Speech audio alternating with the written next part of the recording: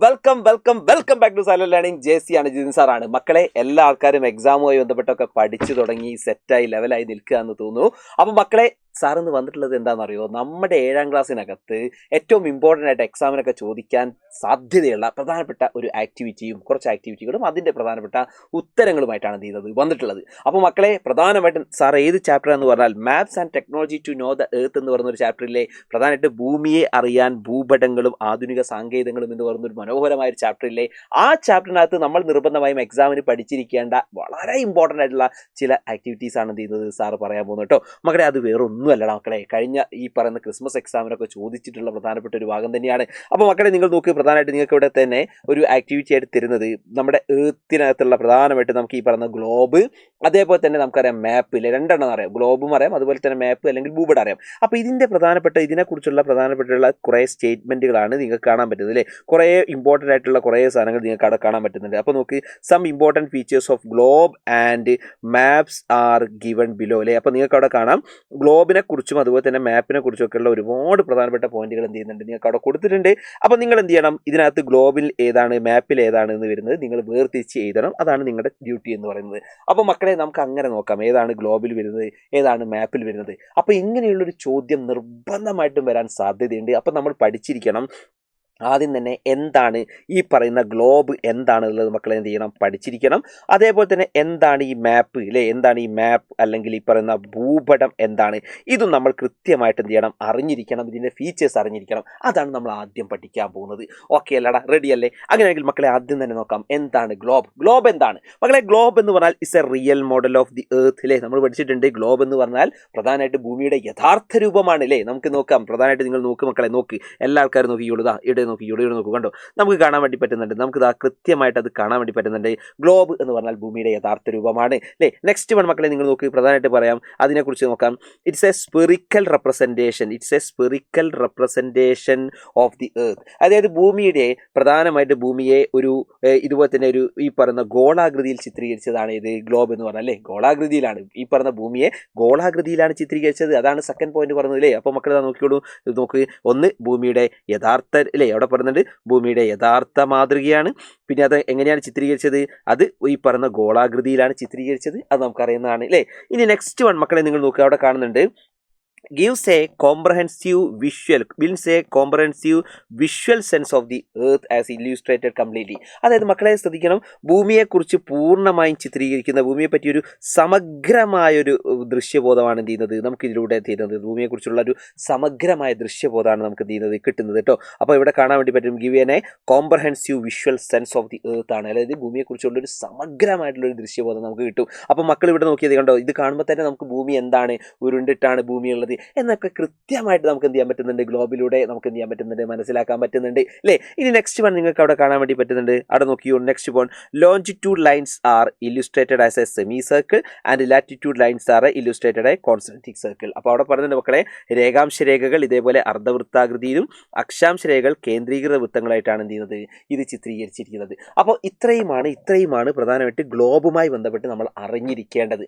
ഇനി നമ്മൾ പഠിക്കാൻ പോകുന്നത് ഏതാണ് മക്കളെ, ഇനി നമ്മൾ പഠിക്കാൻ പോകുന്നത് മറ്റൊന്നുമല്ല, ഈ പറയുന്ന മാപ്പിനെ കുറിച്ചാണ് അല്ലേ, മാപ്പിനെ കുറിച്ച്. അപ്പോൾ നമുക്ക് ഇനി നോക്കാം എന്താണ് മാപ്പുമായി ബന്ധപ്പെട്ട് പഠിക്കാനുള്ളത്. അപ്പോൾ മക്കളെ, നിങ്ങൾ നോക്ക്, ഭൂമിയെക്കുറിച്ചുള്ള യഥാർത്ഥ രൂപമൊന്നും അല്ല മാപ്പ് എന്ന് പറഞ്ഞാൽ എന്താണ്, ഇതുപോലെ തന്നെ ഒരു പരന്ന പ്രതലത്തിൽ, അതായത് ഒരു പ്ലെയിൻ സർഫസിനകത്ത് ഭൂമിയിലെ പ്രധാനമായും വരയ്ക്കുന്നതാണ് ഇത് മാപ്പ് അല്ലെങ്കിൽ ഭൂപടം. അപ്പോൾ നമുക്ക് ആദ്യം തന്നെ നോക്കാം. First point 2 dimensional image of the earth ആണ്. 2 ഡയമെൻഷണൽ ഇമേജ് മക്കളെ, ഭൂമിയെക്കുറിച്ചുള്ളൊരു ദ്വിമാന ചിത്രീകരണമാണ്, ഒരു 2 ഡയമെൻഷണൽ പിക്ചറാണ്.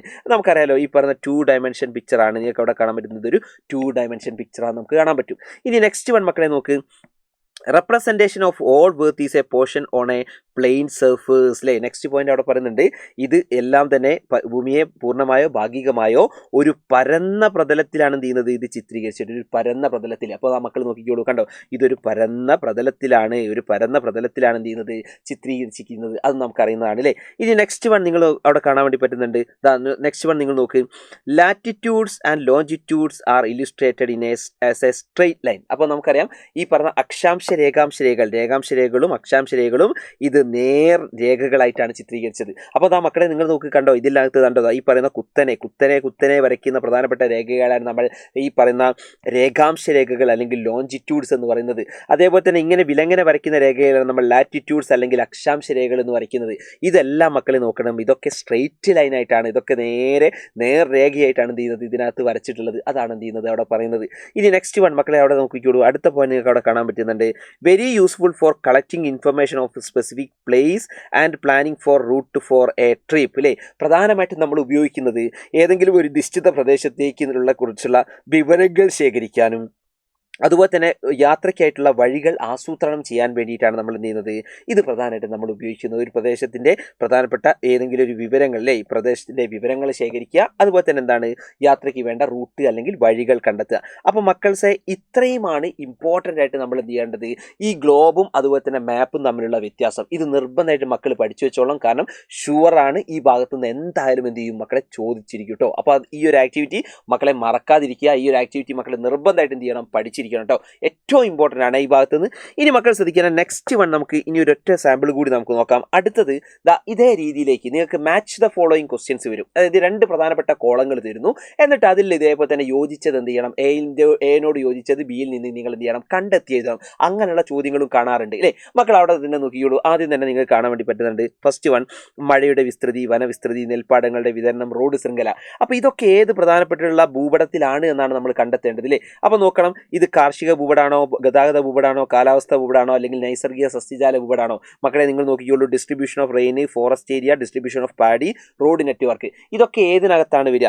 അഗ്രികൾച്ചർ മാപ്പിലാണോ, ട്രാൻസ്പോർട്ടേഷൻ മാപ്പിലാണോ, ക്ലൈമാറ്റിക് മാപ്പിലാണോ, വെജിറ്റേഷൻ മാപ്പിലാണോ? ഇത് ഏതിലാണ് വരിക മക്കളെ? എല്ലാവർക്കും അറിയുന്നതാണ്. ഒന്ന് ഡിസ്ട്രിബ്യൂഷൻ ഓഫ് റെയിൻ എന്ന് പറഞ്ഞ സമയത്ത് അല്ലേ ഈ പറയുന്ന മഴയുടെ വിതരണമാണ്. സ്വാഭാവികമായിട്ടും മഴ എന്ന് പറഞ്ഞാൽ അത് എന്തുമായി ബന്ധപ്പെട്ടാണ്? കാലാവസ്ഥ മാപ്പാണ് അല്ലെങ്കിൽ ക്ലൈമാറ്റ് മാപ്പാണ്. അതാണ് ആൻസർ അല്ലേ. അപ്പോൾ നിങ്ങൾ നോക്കിയാൽ മതി. ഇപ്പം ഞാനിവിടെ 1, 2, 3, 4 എന്ന് നമ്പർ ഇടുന്നു. അതേപോലെ തന്നെ ഈ പറയുന്ന ഈ ഒന്നിനോട് യോജിച്ചത് ഏതാണ്? ഇവിടെയാണ്, ഈ ക്ലൈമാറ്റിക് മാപ്പാണ്, എല്ലാവർക്കും അറിയാം. ഇനി സെക്കൻഡ് നോക്കിയോളെ മഴയുടേത് ഇല്ലേ ഈ പറയുന്ന 1, 2, അതേപോലെ തന്നെ ഏതാണ് 3, അതേപോലെ തന്നെ ഏതാണ് 4. അപ്പോൾ ഒന്നിനോട് അനുയോജ്യമായത് ഏതാണ്? ഇതാണ്. ഇനി സെക്കൻഡ് വൺ വനവിസ്തൃതിയാണ് മക്കളെ. വനവിസ്തൃതി എന്ന് പറഞ്ഞാൽ സ്വാഭാവികമായിട്ടും അതായത് നൈസർഗിക സസ്യജാലാണ്. അപ്പോൾ രണ്ടാമത്തെ ഏതാണ്? ഇതാണ് അല്ലേ. സെക്കൻഡ് വൺ ഇതാണ്. അപ്പോൾ നമുക്ക് ഫോറസ്റ്റ് ഏരിയ എന്ന് പറഞ്ഞാൽ വെജിറ്റേഷൻ മാപ്പാണ്. അപ്പോൾ രണ്ടാമത്തതാണ്. ഓക്കെ, ഇനി നെക്സ്റ്റ് വൺ മക്കളെ ശ്രദ്ധിച്ചോളൂ. അടുത്തതാണ് ഡിസ്ട്രിബ്യൂഷൻ ഓഫ് പാഡി ഫീൽഡ്സ് ആണ്. ഡിസ്ട്രിബ്യൂഷൻ ഓഫ് പാഡി എന്ന് പറഞ്ഞാൽ സ്വാഭാവികമായിട്ട് അത് എന്താണ്? കൃഷിയുമായി ബന്ധപ്പെട്ടാണ്. അപ്പോൾ അതിൻ്റെ ഇത് മക്കളെ ശ്രദ്ധിക്കുക, ഇതാണ് ഈ പറയുന്ന മൂന്നാമത്തത്. ഇതാണ് അഗ്രികൾച്ചർ മാപ്പാണ്. അല്ലെങ്കിൽ നമുക്കറിയാം ഈ പറയുന്ന നെൽപ്പാടങ്ങളുടെ വിതരണം എന്ന് പറഞ്ഞാൽ കാർഷിക ഭൂപടമാണ്. ഇതാണ് ഇത് 3 അല്ലേ. റെഡി അല്ലേ. അപ്പോൾ സ്വാഭാവികമായിട്ടും നമുക്കറിയാം റോഡ് ശൃംഖല ഏത് തന്നെയായിരിക്കും? ഗതാഗത മാപ്പാണ്. അല്ലെങ്കിൽ ഇതാണ് 4 കേട്ടോ. റോഡ് ശൃംഖല അല്ലെങ്കിൽ റോഡ് നെറ്റ്വർക്ക് ഏതാണ്? ട്രാൻസ്പോർട്ടേഷൻ ആണ്. ഇതാണ് 4. അപ്പോൾ മക്കൾ ഓർത്ത് വെച്ചുകൂടാ, ഇങ്ങനെ വളരെ സിമ്പിളായിട്ട് നമുക്ക് എന്ത് ചെയ്യാം, ഇത് ഓരോന്നും നമുക്ക് ചെയ്യാം. മക്കൾ ശ്രദ്ധിക്കേണ്ടത് എക്സാം വരുന്ന സമയത്ത് ഇങ്ങനെ ഞാൻ വരച്ചതുപോലെ ഇതേപോലെ നിങ്ങൾ എന്ത് ചെയ്ത് വരയ്ക്കാൻ നിൽക്കരുത്. ഓരോന്നിനും യോജിച്ച് നിങ്ങൾ എടുത്ത് നിങ്ങൾ എന്ത് ചെയ്യണം, എഴുതണം. അതാണ് നിങ്ങൾ ശ്രദ്ധിക്കേണ്ടത് കേട്ടോ. അപ്പോൾ അതാ മക്കൾ ഓർത്ത് വെച്ചോളാം കേട്ടോ, ഓർത്ത് വെച്ചോളേ. ഇനി ഒരു എക്സാമ്പിൾ കാണാം. ഈ പറഞ്ഞ നമ്മുടെ ട്രാൻസ്പോർട്ടേഷൻ മാപ്പിനകത്ത് അല്ലെങ്കിൽ ഗതാഗത മാപ്പ് അല്ലെങ്കിൽ ഗതാഗത ഭൂപടത്തിൻ്റെ ഒരു ഉദാഹരണം മക്കളെ ജസ്റ്റ് കാണിച്ചു കേട്ടോ.